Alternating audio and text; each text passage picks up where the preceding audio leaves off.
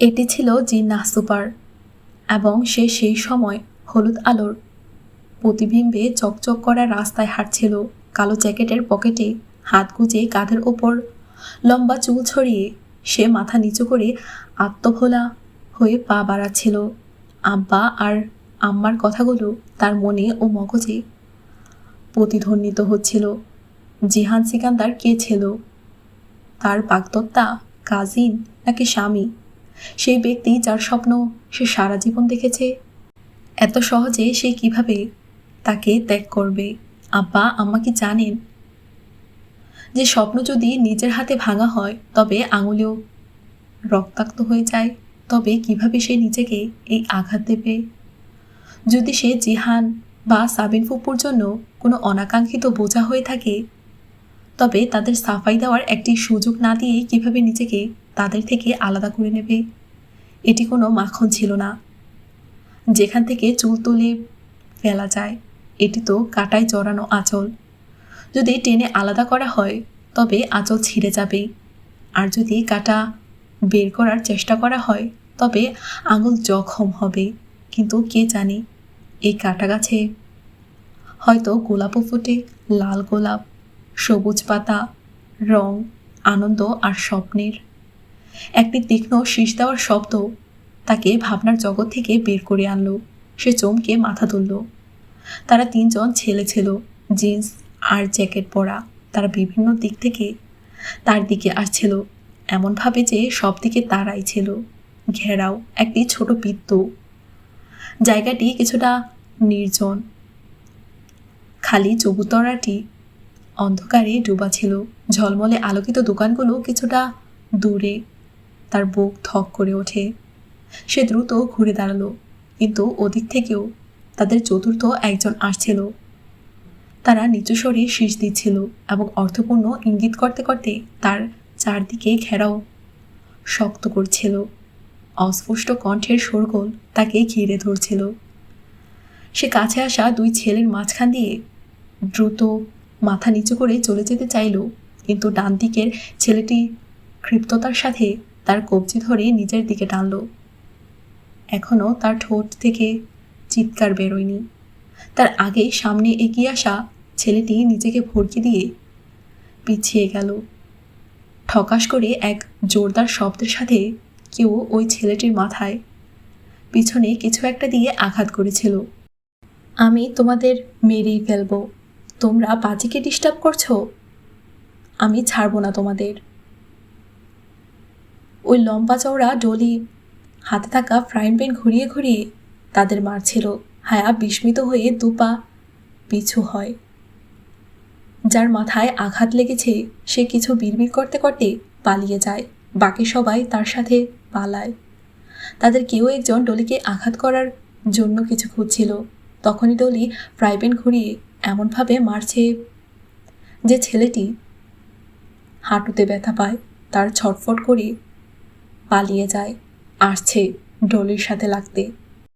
সে হাত ছেড়ে হায়ের দিকে ফিরে তাকায়। সাদা আটা মাখানো চেহারা, চোখে লম্বা কালো কিছুর চিহ্ন, আইলাইনার লাগানো, চোখে নীল লেন্স, গাল লাল পাউডার, হলুদ আইশ্যাডো, লাল লিপস্টিক, গোল্ডেন দোপাট্টা মাথায় নেওয়া। যখন সে প্রথমবার ডলিকে দেখে তখন তার বিরক্ত লাগে, দ্বিতীয়বার তাকে ভয় পায় এবং সেদিন ট্রাফিক লাইনে দেখে রাগ হয়। কিন্তু আজ কিছুই না। সে নিঃশব্দে দ্রুত শ্বাস নিতে নিতে তাকে দেখছিল। ছাড়ো বাজি, এই হারামখোরদের। এদের তো কাজই এটা। আমি অনেকক্ষণ ধরে এদের দিকে নজর রাখছিলাম, কিন্তু আমি কি জানতাম যে ওরা আমার বাজিকেই জ্বালাতন করছে।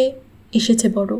সে পুরো কথা না শুনে ঘুরে দাঁড়ালো, বুকের ওপর হাত বেঁধে মাথা নিচু করে দ্রুত পায়ে চাবুতরার দিকে হাঁটতে লাগলো। একজন হিজড়ার সাথে রাতের এই সময় রাস্তায় দাঁড়িয়ে থাকা একদম উচিত ছিল না। আরে বাজি, কথা তো শোনো। সে তার পিছনে ছুটল। হায়া হাঁটতে হাঁটতে থামলো এবং ঘুরে গম্ভীরভাবে তাকে দেখল। কি হয়েছে? তার মোমের মতো চেহারাটি দোকানের হলুদ আলোয় চকচক করছিল। হায় রব্বা, বাজি তুমি কত সুন্দর। সে 2 হাত গালে রেখে আনন্দে আটখানা হলো। হায়ের ঘৃণা লাগলো না, ভয়ও লাগলো না, কেবল নীরবেই তাকে দেখে যেতে লাগলো। একটা ধন্যবাদ তো দিয়ে দিন। ধন্যবাদ, আর কিছু? হায়ের ভঙ্গি ছিল একদম নিরস, নির্লিপ্ত। মনে হচ্ছে আপনি রেগে আছেন। ডলি, তুমি কেন সব জায়গায় আমার পিছনে আসো? হায়, তাহলে টেনশন কিসের? আমি তো সবসময় সাহায্যই করি। তোমাকে কে বলেছে সাহায্য করতে? কে তোমাকে আমার পিছনে লাগিয়েছে বলো, জবাব দাও। ডলির মুখ হাঁ হয়ে যায় বিস্ময়। কেউ না, কেউ না জি। অনেকক্ষণ পর সে দুঃখী হয়ে বলে, আপনাকে আমার ভালো লাগে, তাই আপনার খেয়াল রাখি। আপনার খারাপ লাগলে না আসবো। তখনই হায়ার ফোন বেজে ওঠে। সে চমকে ফোনের দিকে তাকায়। ওখানে প্রাইভেট নাম্বার কলিং আসছিল। সে পা চালিয়ে প্লটের দিকে আসে। চাবুতোরায় বসে পড়ে। ফোন এখন বাজছিল। সে ফোন কানে লাগিয়ে ডলিকে দেখে যেন ছোট ছোট পা ফেলে ডলি এদিকেই আসছে। হ্যালো, হ্যালো মিস হায়া, কেমন আছেন আপনি? উনি মেজর আহমেদ ছিলেন। ওনার আওয়াজ যেন আশেপাশে অনেকগুলো হট্টগোল হচ্ছিল। ডলি আসতে চাবুতার ওখানে হাড় থেকে দূরত্ব বজায় রেখে বসে পড়ে। মাথা নিচু করে রেখে হাত দিয়ে চোখের জল মুছছিল। ফর গড সেক, আপনি আমাকে আর ফোন করবেন না। আর আপনি আমার পিছনে যাদের লাগিয়েছেন, আমি তাদেরকে মেরে ফেলব। আর এসবের জন্য দায়ী থাকবেন একমাত্র আপনি। আমি বিবাহিত, আর খুব শীঘ্রই আমি আমার হাজব্যান্ডের কাছে চলে যাব। আমার পিছু করা ছেড়ে দিন, বুঝেছেন? আপনি বিবাহিত? ডলি তার দিকে তাকিয়ে বলে, হ্যাঁ।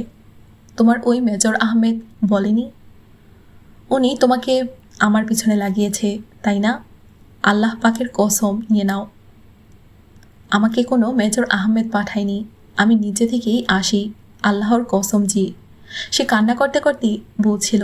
হায়ের মনে হলো যেন সে সত্যিই বলছে, আমি কাউকে আপনার কথা বলি না, আমি আপনাকে অনেক ভালোবাসি, আল্লাহর কসম।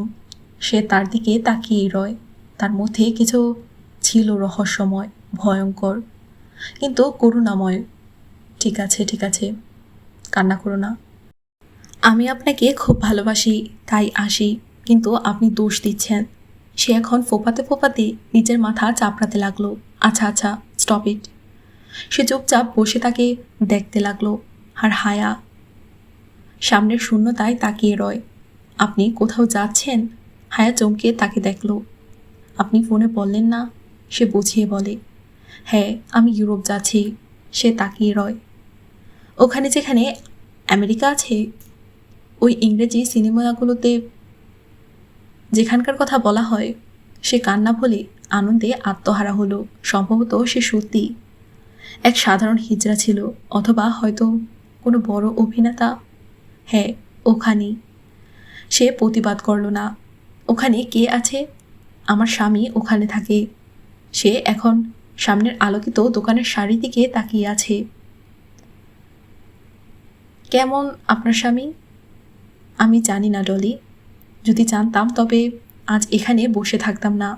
হায়ের লম্বা চোখের পাতা কিছুটা বিচে ওঠে। বড় বড় কালো চোখে পানি টলমল করছিল। বাজি, তুমি দোয়া করো ডলি, সে যেন আমাকে দেখা দেয়। সে চোখের জল লুকিয়ে উঠে দাঁড়ালো। ডলি মাথা তুলে দেখল। সে আঙুলের ডগা দিয়ে চোখের কোণা পরিষ্কার করতে করতে রাস্তার দিকে যাচ্ছে।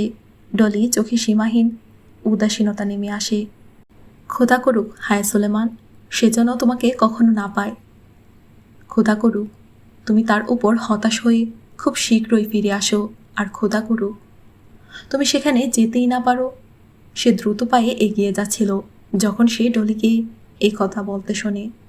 কিন্তু না, সেটি ডলির কণ্ঠ ছিল না। সেটি কোনো পুরুষের কণ্ঠস্বর ছিল, বলিষ্ঠ, সুন্দর এবং বিষণ্ণ। এমন কণ্ঠ যা সে আগে কখনো শোনেনি। এটি মেজর আহমেদের কণ্ঠের চেয়েও সুন্দর ছিল, এবং তাতে জিহান সিকান্দারের অচেনা কণ্ঠের মতো নিরুত্তাপ ভাবও ছিল না। হায়ের পা যেন শেকলে আটকে যায়। দ্রুত সে ঘাড় ঘোরালো। দূরে অন্ধকারে ডুবে থাকা চাবুতরটি খালি ছিল। সেখানে দূর দূরান্ত পর্যন্ত কোনো চিহ্ন ছিল না। জীবনে প্রথমবার তার ভেতরে ডলির সাথে পুনরায় দেখা করার ইচ্ছা জন্ম নিল। তাকে জানতে হবে ডলিকে কি এবং কেন। সেই রাতে সে বড়জোর 2-3 ঘন্টা ঘুমাতে পেরেছিল। তারপর ফজরের আয়াজানের আগেই তৈরি হয়ে সে ডিপ্লোম্যাটিক এনক্লেভে পৌঁছে যায়।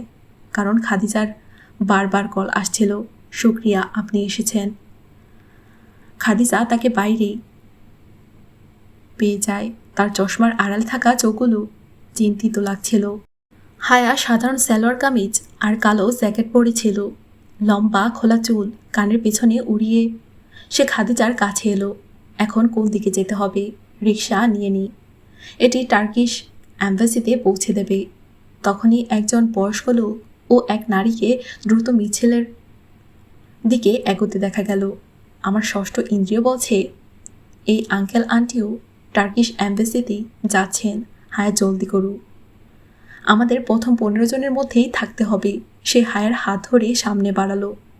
তারপর হঠাৎ মনে পড়ায় জিজ্ঞেস করলো, ভেতরে আইডি কার্ড নিয়ে এন্ট্রি হতে হবে। আপনি আইডি কার্ড আর পাসপোর্ট এনেছেন তো? আর হায়ের মস্তিষ্ক যেন উড়ে যায়। সারা রাত সে এতটাই বিপর্যস্ত ছিল যে ভুলে গিয়েছিল পাসপোর্ট তো আমার আজ পাওয়ার কথা ছিল, সেটি তো এখনও হাতে আসেনি। খাদিজা মুখ হাঁ করি হায়ের দিকেই তাকিয়ে রয়। না, I am sorry Khadija, I am really sorry, আমার কাছে পাসপোর্ট নেই। হায়ের মাথা ঘুরতে লাগলো। সে কিভাবে এত বড় ভুল করতে পারলো? আপনার কাছে পাসপোর্ট নেই? তবে আপনি নিচে কেন এসেছেন? হ্যাঁ, আপনার কারণে আমার স্কলারশিপটাও হাতছাড়া হয়ে যাবে। এতটুকু কাণ্ডজ্ঞান আছে আপনার? খাদিজা ফেটে পড়ছিল। আর হায়া যে ছিল এত অহংকারী এবং আত্মকেন্দ্রিক, যার ব্যক্তিত্ব থেকে পোশাক পর্যন্ত প্রতিটি জিনিস নিখুঁত হতো এবং যার উদাহরণ তার ক্লাস ফেলোরা দিত, সে হুট করে কেঁদে ফেলে। আই এম সরি খাদিজা, আমার কিছু প্রবলেম ছিল। আমার লাইফ খুব ডিস্টার্ব হয়ে গেছে। সে দ্রুত অজান্তেই চোখে আসা জল মুছতে লাগলো। It's okay Khadija, I am sorry, তবে আপনি যান, আমি কাল চেষ্টা করে দেখব। খাদিজা কয়েক মুহূর্ত চুপ রইল। তারপর নিচু স্বরে বলে, আপনার আইডি কার্ড আমাকে দিন। জি? আপনার আইডি কার্ড আমাকে দিন এবং ফিরে গিয়ে পাসপোর্ট অফিস থেকে নিজের পাসপোর্ট নিয়ে আসুন। আশা করি আইডি কার্ড দিয়ে আপনার এন্ট্রি হয়ে যাবে এবং আপনার সিরিয়াল আসার আগে আপনি ফিরে আসতে পারবেন। কিন্তু পাসপোর্ট অফিস তো পিন দিতে এবং আমার তো যেতেই 1 ঘন্টা লেগে যাবে। আর পাসপোর্ট অফিস তো খুলবেই 9টায়, যেখানে অ্যাম্বাসি 7টায় খুলে যাবে। সে দুশ্চিন্তায় কবজিতে বাঁধা ঘড়ি দেখল। এটা অসম্ভব। না, কখনোই আমি এত দ্রুত ফিরে আসতে পারবো না যে প্রথম 15 জনের মধ্যে থাকতে পারি।